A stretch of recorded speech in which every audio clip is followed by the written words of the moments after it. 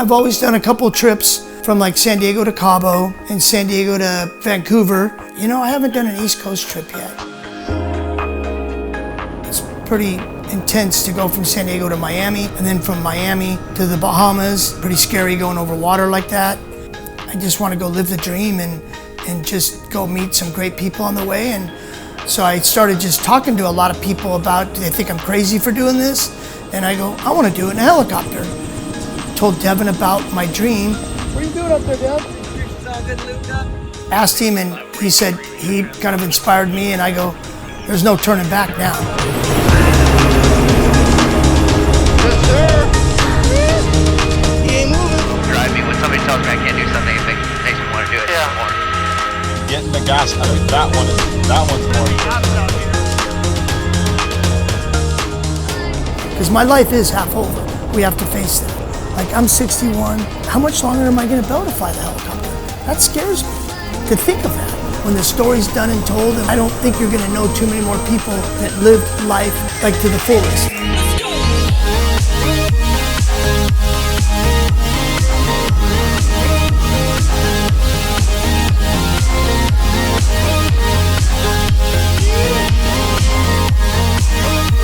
But you got that on film, didn't you? Of course.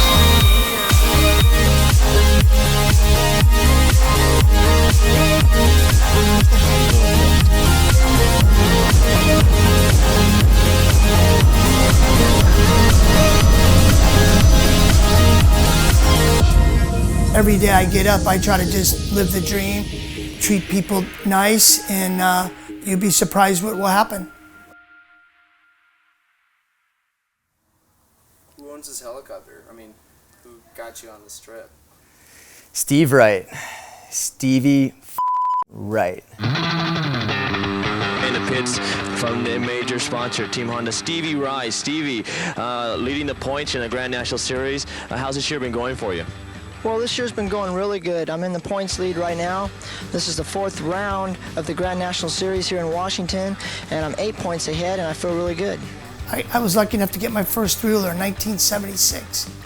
I was racing at the local South Bay Speedway here in San Diego. From there, just fell in love with three-wheelers.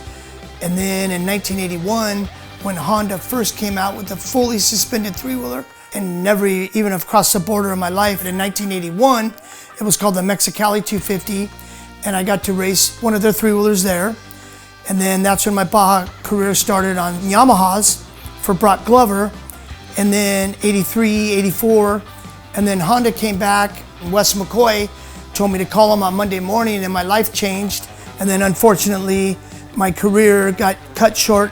People remember Barbara Walters in the 60 Minutes. Government experts say it is by far the most dangerous vehicle on the market today.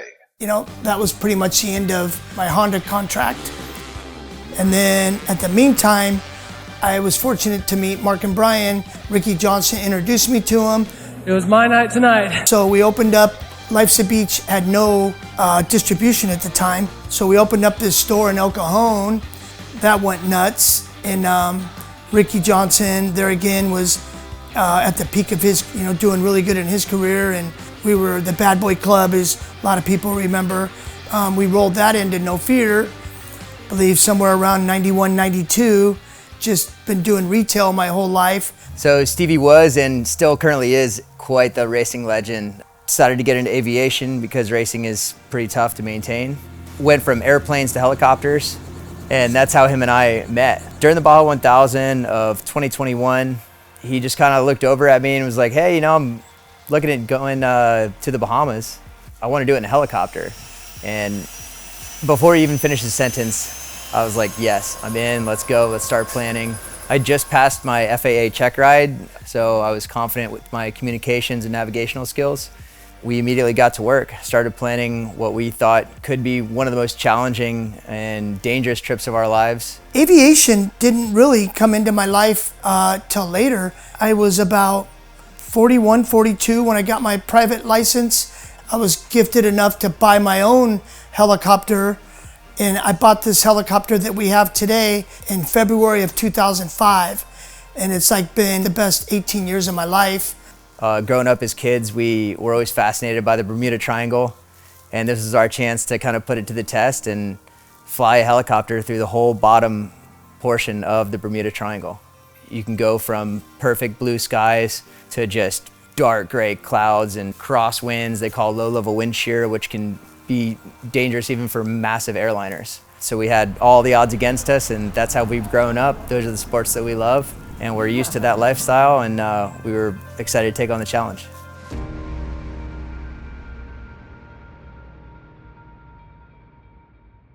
Gillespie Tower, helicopter 22823 at Raven, with like a southeast departure with Victor. This trip took a lot of preparation. We had to worry about safety of the helicopter, make sure that mechanically it was sound. We had a really great team of engineers go through the helicopter from the skids all the way up, pretty thoroughly inspect it. And once we had figured out some of our navigation and gear that we needed, we began our trip. Helicopter 823 southeast. All right, Devin, here we go. And at Gillespie Field in San Diego, and decided to head east straight over to Yuma, Arizona, which gets nice and toasty. We landed in Yuma, noticed we had an oil leak. I go, Devin, everything's never leaked oil, so called our mechanic. We spent the night there because he lined us up with another mechanic that was really nice. So he came over and changed a couple seals out, because oil's all over the chopper. We carried on east to Tucson, Arizona. It's known for, it's actually the world's largest boneyard for airplanes, where they go and essentially get parted out for scrap. Thousands and thousands of old military aircraft, and I didn't even know existed. When we were leaving out of Tucson, Arizona, I decided to ask nicely the tower. They let us fly over the boneyard.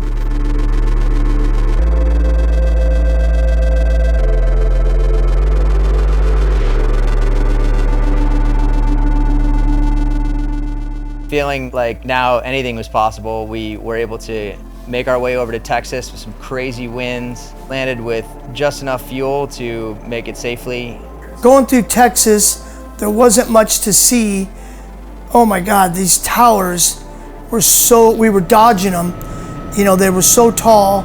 I guess they're old TV towers or radio towers, and some of them are about 400 or 500 feet, which is absolutely terrifying in a helicopter. As we were heading east, we also ended up going over a lot of Louisiana swamps. We were putting together a little plan in case we had to have a meeting with some alligators. So we noticed when we were coming through Louisiana, it was Fat Tuesday. New Orleans Tower, helicopter 22. That was a bucket list thing for me. We had a budget, but a trip like that's really hard to really stay within budget. End up sleeping in a chair, that's called Pilot's Lounge, and it was like old school, It actually, and we saved a few bucks. Air traffic control was extremely accommodating. After flying over Mardi Gras, we got into Tallahassee to head south down the peninsula and then across the Everglades, which was one of the legs of the trip that I was most nervous about. Be advised, I do have an area of heavy to extreme precipitation. That's why we have extra fuel to get vectored around storms, right? Stoked, man, this is gonna work out. After safely making it across the Everglades into Miami, we met up with our buddy Jonah. Miami to Freeport got a little exciting. There was an element of pucker factor because you're full horizon of the ocean, 360 degrees around the helicopter. You lose all reference to land, which is a pretty exciting moment. Then you start to begin to enter the Bermuda Triangle. Into Freeport, Bahamas, that's where we passed immigration and filled out all the initial paperwork to begin our journey into the Azumas. And then from the Azumas, went into Turks and Caicos. And that's when our journey started really getting interesting.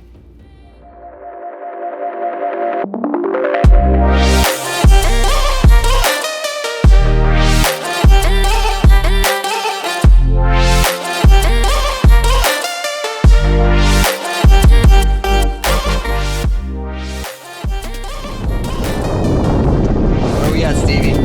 Abaco? Is he sure? I don't know. We don't even know. Don't know. Yeah.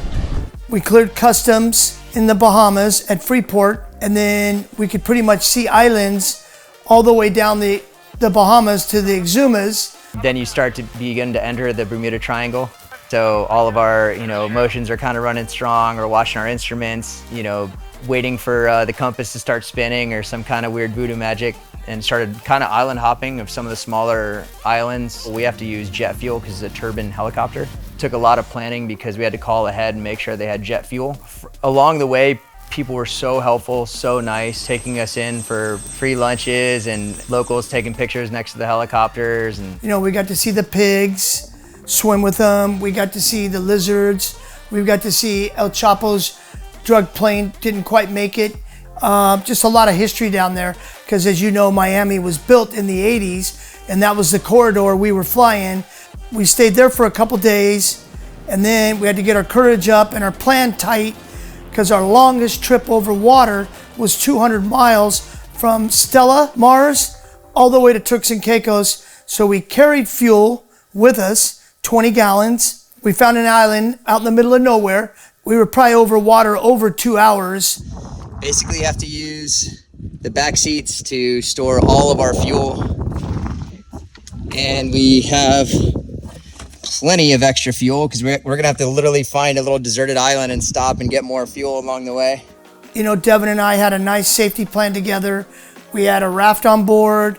We were both wearing life jackets. When we got into Providenciales, which is the main island that everybody thinks about, where most of the tourism goes in Turks and Caicos, a lot of these Bahamian air traffic controllers are not really used to seeing helicopters. It's pretty rare that helicopters make it out that far anyway because of the massive ocean crossings. We were all about just kind of escaping all the people and just kind of getting with nature. And a friend of mine joined us named Jonah, and he had bought some property in Grand Turks.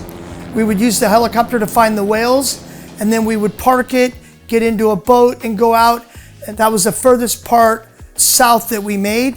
We were out doing some free diving, and these 3 whales came up on us. It was a mother, the whale calf, and an escort. And what was really special about that is they came up to us and they wanted to engage with us. So it was a really magical moment being able to swim with giant whales that super nice and super gentle.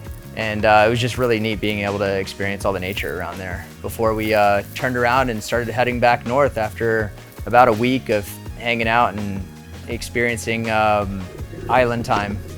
Stevie and I kind of had that realization standing next to each other on the beach looking out on this insane water, how grateful we were to be present in that moment. But at the same time, we had an incredible feeling of responsibility and, for lack of a better term, nervousness about the journey back. It felt like we'd gotten lucky. Head south around the weather. I do have an aircraft inbound. Pushing the helicopter to its mechanical limits in some points. You know, thank God we were able to call, you know, kind of our lifeline engineer, our mechanic that was back home in San Diego, called him at some strange hour, and he was able to coach us through basically disassembling the whole fuel system and being able to learn a lot about how these jet engines work and the intricacies on how to carry on our adventure.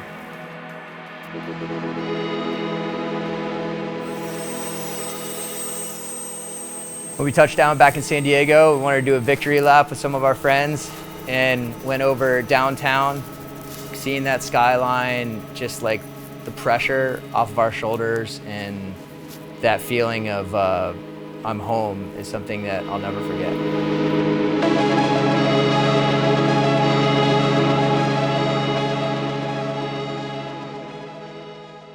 It's not what you have, it's what you do with it.